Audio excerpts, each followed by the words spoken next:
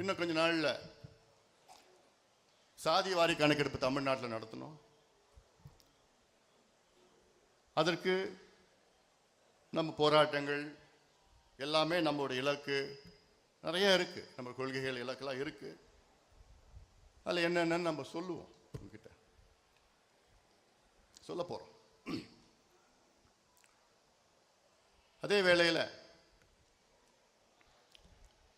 என் தம்பிகள், என் தங்கைகள், அண்ணன்மார்கள் எல்லாம் அடுத்தது நம்ம அடுத்த கட்டத்துக்கு நம்ம எப்படி 26ல் நம்ம எப்படி ஆட்சிக்கு வருவோம், நம்ம கூட்டணி எப்படி ஆட்சிக்கு வரும், இதையெல்லாம் நாம் சிந்தித்து நாம் செயல்படணும். ஏன்னா இவன் சொல்றது இவன் சொல்றது யார் சொல்றதுலாம் இது மாதிரி இந்த குழப்பங்கள் எல்லாம் அதில் நீங்க குழம்பாதீங்க. ஏன்னா நம்முடைய இயக்கம் ஒரே இயக்கம், நம்முடைய இலக்கு இருக்கிறது.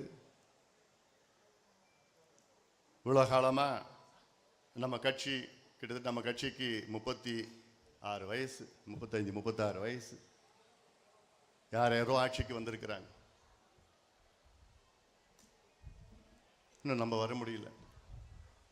நம்ம வருவோம், நிச்சயமாக வருவோம். கடந்த ஒரு மாதமா எனக்கு பயங்கர மன உளைச்சல், தூக்கம் இல்லை. எனக்குள்ள பல கேள்விகள் தினம் நான் கேட்டுட்டு இருக்கிறேன். என்னடா நான் தப்பு பண்ணேன், என்ன நான் தப்பு பண்ணேன்? தூங்குறதுக்கு முன்னாடி இதுதான் எனக்கு மனசுல படும். தூங்கி எழுந்த உடனே எனக்கு ஒரு கேள்வி, என்ன நான் தப்பு பண்ணேன்? ஏன் நான் மாற்றப்பட்டேன்? எனக்கு தெரியல என்ன நான் தப்பு பண்ண. எனக்கு தெரியல. ஒரு மாசமா ரொம்ப மன உளைச்சல் நான் இருக்கிறேன். என்னுடைய நோக்கம், என்னுடைய லட்சியம், என்னுடைய கனவு எல்லாமே ஐயாவுடைய கனவு, ஐயாவுடைய லட்சியத்தை நிறைவேற்றுவதுதான் என்னுடைய கனவு. வேற என்ன இருக்க போகுது? இவ்வளோ காலமா ஐயா என்னென்ன சொன்னாரோ அதை செய்து முடித்தவன். இனியும் ஐயா என்ன சொல்கிறாரோ அதை நிச்சயமாக ஒரு மகனாக, கட்சியின் தலைவராக நிச்சயமாக அதை செய்து முடிப்பேன்.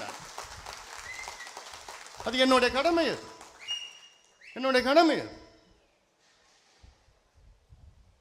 நம்ம இலக்கு என்ன? சமுதாயம் முன்னேறினால் தமிழ்நாடு முன்னேறும். தனிப்பெரும் சமுதாயம், கேரளாவில் ஈழவர் சமுதாயம் இருக்கின்றார்கள். அவர்கள் தனிப்பெரும் சமுதாயம். அவர்களுக்கு அங்கே 14 விழுக்காடு இடஒதுக்கீடு. தமிழ்நாட்டில் வன்னியர்கள் தனிப்பெரும் சமுதாயம். எதுவும் கிடைக்கல. நேற்று கூட ஒருத்தர் வந்தார், எனக்கு பத்திரிக்கை வச்சுட்டு போனார். திமுகவில் ஒரு முக்கியமான நபர், அவர் மகனுக்கு கல்யாணம். அவர் சொன்னார் என்கிட்ட, ஏன் நீங்க சொல்ற வரைக்கும் மாநாட்டில் நாங்கள் எல்லாம் பார்த்தோம், நீங்க சொல்ற வரைக்கும் எனக்கு புரியல. இவ்வளோ பின்தங்கி இருக்குது அந்த சமுதாயம். நீங்க எவ்வளோ உதாரணங்கள் சொன்னீங்க. காவல்துறையில் இன்னைக்கு 109 பேர் உயர் அதிகாரிகள் இருக்கிறாங்க. டிஜிபி, ஏடிஜிபி, டிஐஜி, ஐஜி 109 பேர் இருக்கிறாங்க. அதில் எத்தனை வன்னியர்கள்லாம் ஒருத்தர் தான். அப்ப என்ன அர்த்தம்? எம்பிசி 36 ஆண்டுகள் ஆகிறது. 36 ஆண்டுகள்ல ஒரே ஒரு வன்னியர் தான் உயர்ந்த காவல்துறை அதிகாரியா வந்திருக்கிறார். இதுதான் சமூக நீதியா?